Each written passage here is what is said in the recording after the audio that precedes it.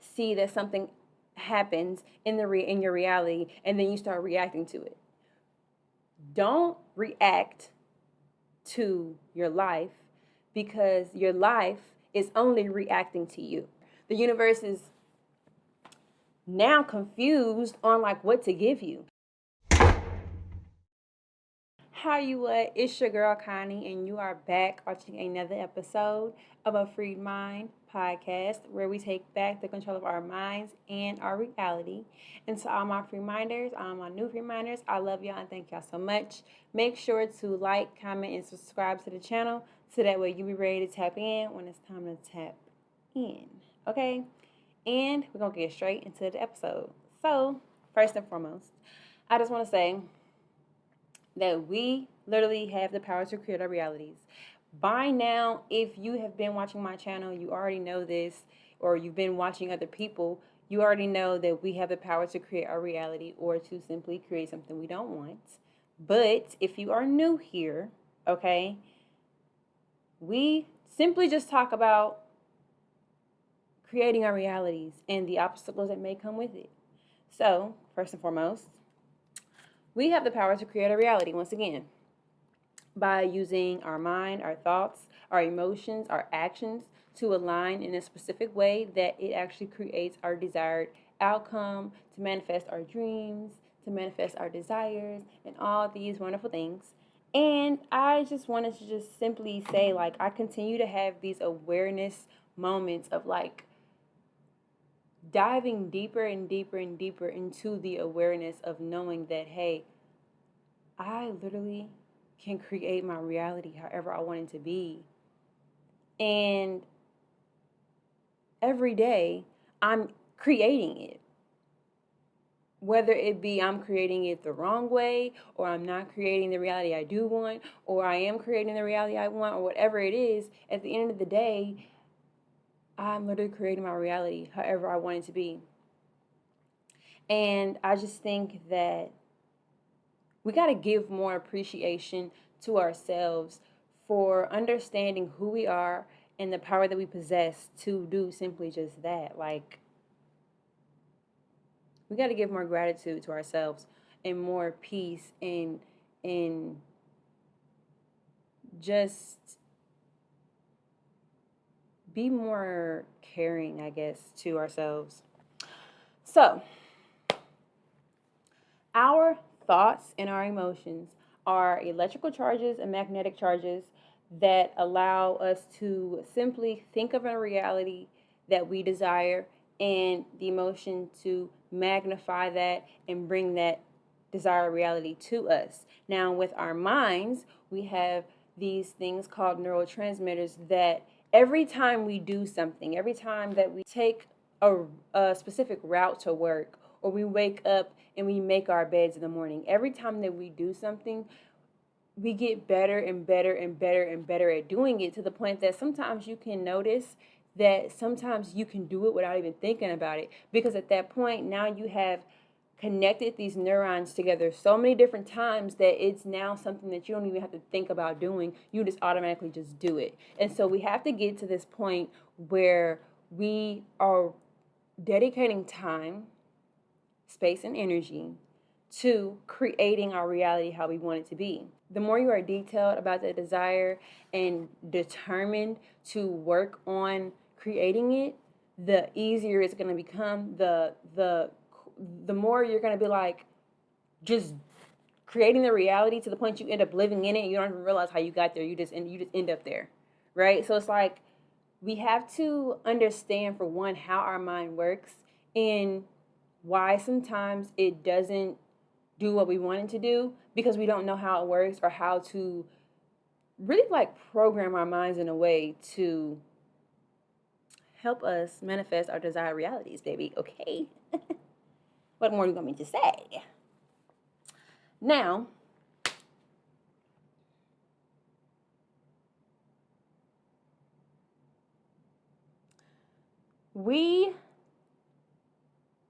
to the ones out there that actually even do this one step of meditating or praying, I, for one, salute you, because meditation, some people believe that it may be hard, but it's not hard. It's not hard.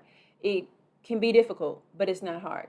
And so we have to also like strip these ideas that we have associated to meditation. So for one, if you are doing your meditation, I salute you, baby. Okay. Now, the ones that are doing their meditations, you are already on the right track. Okay. You're already on the right track. You're already doing what you need to do to align yourself to your desired reality. Now, the ones that are also doing your meditations, sometimes it's like, I'm doing my meditations, I'm being mindful, I'm making sure to visualize what it is I want all day, every day. And you're wondering, well, okay, I'm doing everything I'm supposed to do, but for some reason things are not working. Things are not adding up. Things are not happening as quick.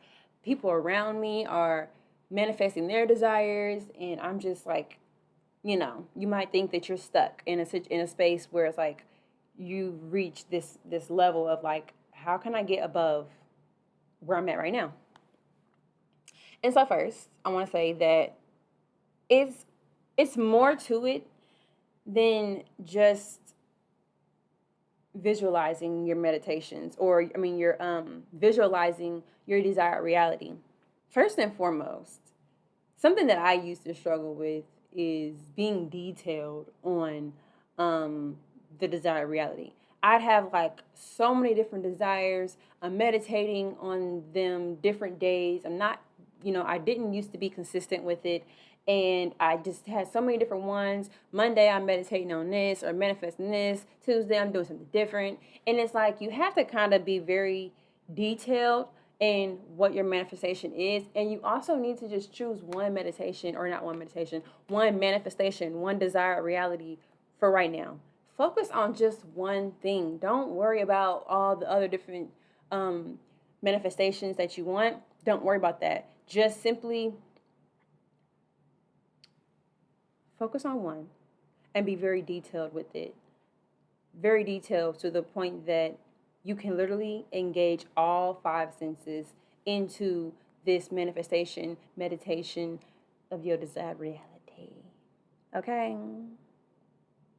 But I just want to say that the reason why sometimes our manifestations don't work or we get disconnected is because we get in a space of where we're no longer creating our reality, we're just reacting to it. And I have this thought that's like, okay, when you have a yo-yo and you throw out that yo-yo, it automatically kind of comes back just a little bit. But until you pull it up just a little, you just pull it up a little, then it comes all the way back to you. Imagine this yo-yo being you manifesting your desired reality. You take your thought and your visualization and you visualize that reality, that desire. That visualization is you throwing out the yo-yo. It's you throwing it out. Now, in that meditation of you manifesting and you feeling that reality to be here right now in this moment, you're feeling the emotions you need to feel. But then what happens is that's it coming back up just a little bit. That's the yo-yo coming back up just a little bit. And the reason why it stops and it goes back down without you doing this to pull it back up is because you end up getting outside of that meditation, and then you no longer feel those emotions of what it feels like to be in that reality. You no longer feel the gratitude. You no longer feel happy. You no longer feel excited, because now you're facing the 3D world and you are allowing these situations outside of you to control how you are reacting to them. So like I said, we get into a space where we're no longer creating our reality, we are reacting to it. Okay? And so in order to make that yo-yo come back up, you have to stay in that space, in that emotional state after you come out the meditation. Don't just stay in it for the time being, or don't just decide, okay, I'm going to or you don't decide this, but don't come out of the meditation and then see that something happens in your reality and then you start reacting to it. Don't react to your life, because your life is only reacting to you. And what I mean by that is, when you are reacting to situations outside of you, that then starts to change your emotions chemically, but how you're feeling about the reality you're in right now. And so the universe is picking up on your emotions, your vibration, your frequency is picking up on that feeling that you're now permitting out into the universe, and saying, well, hold on, wait a minute, baby. Okay, you was just feeling happy and you was just grateful. Now you're mad and you're angry. I don't understand what's being done here. The universe is now confused on like what to give you. Do I give you more of the anger and the hatred and the sadness and the worrying and the stress, or do I give you the happiness, the gratitude of that desired reality? And so what happens is what you don't understand and you don't see this is that the highest frequency wins. The highest frequency always wins. So if your frequency is more so higher on you reacting to your reality, then that's what it's going to give to you. When I say your life is reacting to you, or your reality is reacting to you, is because however you are in an emotional state, a mental state, your life then reacts to it. So if you ever notice somebody in your life, or your friend or your sister, brother, dog, cat, whoever, whatever, somebody that is in close proximity to you, or even yourself, if you notice that when one situation goes bad, it turns into like a spiraling event, that is your life reacting to you. So that's why I'm saying, do not react to your reality, because your reality is only reacting to you. Instead, since your reality is reacting to you, allow it to react to you coming out of this meditation and maintaining that frequency, maintaining that gratitude, right? Remaining in that space of being happy and being calm and being peaceful and just being confident. And so that's where we go wrong when we are trying to manifest and we're doing our meditations and we're being mindful and we think, oh, we're keeping those emotions up. It could be the smallest little thing that could alter your emotion, that could disconnect you from that reality. And so it also comes to a point of, when you are manifesting and you get out of that meditation or that visualization, when you come from that and you're maintaining your emotions to be calm, to be grateful, to be happy, to be excited, to be like, oh my gosh, I literally am in the process of, literally, my human being self is literally in the process of creating something new right now. I'm literally creating, like, that should make you so excited. It should make you so excited and so happy and so grateful at the fact that God literally put us here to do just that. And it's crazy because we literally do it all the time. Whether that is us reacting to our reality, or we're creating our reality by how we are emotionally engaged into our world, our world.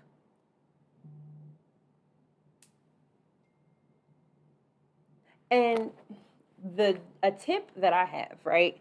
A tip that I have for what you can do, or what you can, a good perspective that I have, is that when you come out of your meditation or your visualization, people say all the time that you have to let your desire go, or you have to let the visualization go, like send it up to your higher power, to the universe, so that they can handle it and figure out how it's going to come to you, because once you start worrying all these things, you disconnect from it. But what people are saying is so true. And so when you look at the word desire, for us to desire something, it means that we are feeling a sort of lack. It's good to have a desire. Don't get me wrong. It's good for us to desire something, to say, hey, I desire to have $1 million, or I desire love, or I desire happiness, or I desire this type of career, or I desire this car, this Mercedes Benz, baby, because I'm about to have me a Mercedes. Quit playing. Okay, don't get off track. It's okay to have desires, but to hold on to the desire is where you go wrong.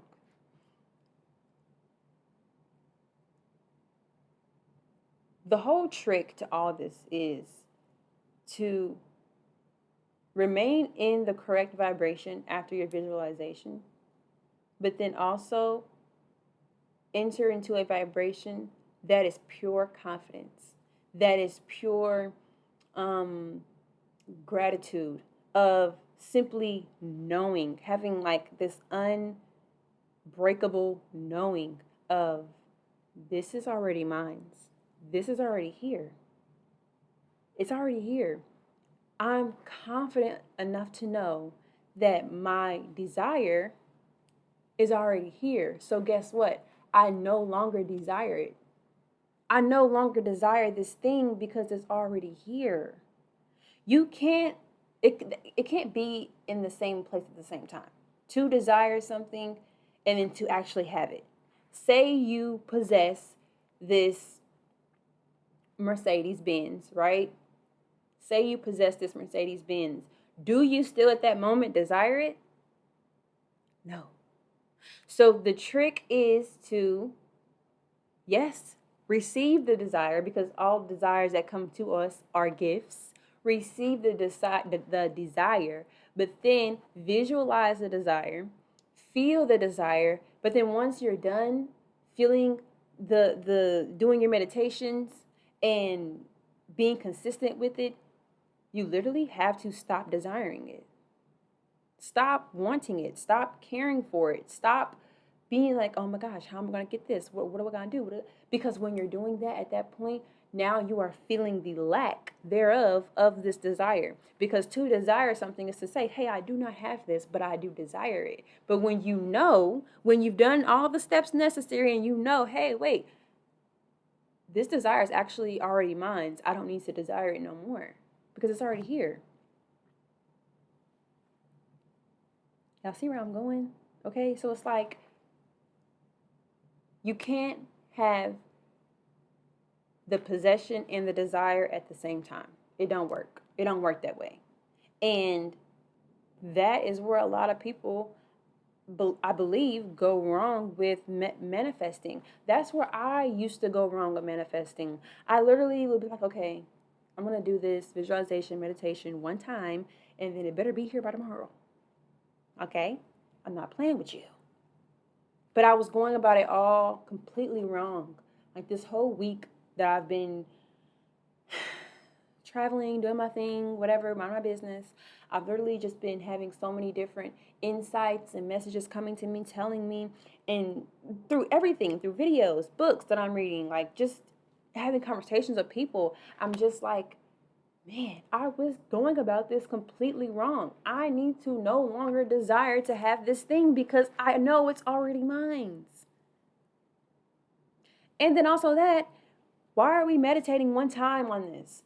I said this like in the beginning where I'm like, I used to have so many different like things that I'm meditating on or manifesting at once to where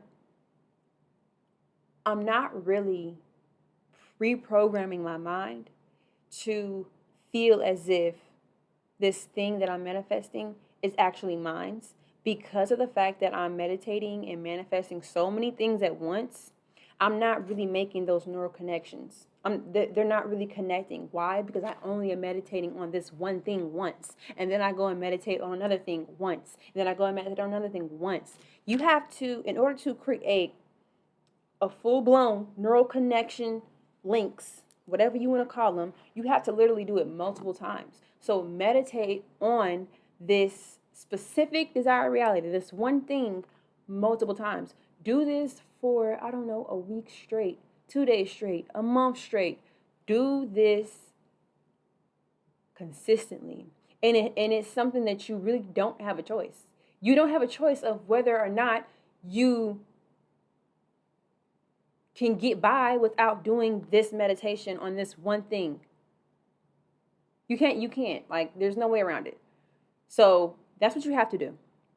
You have to be specific with one thing.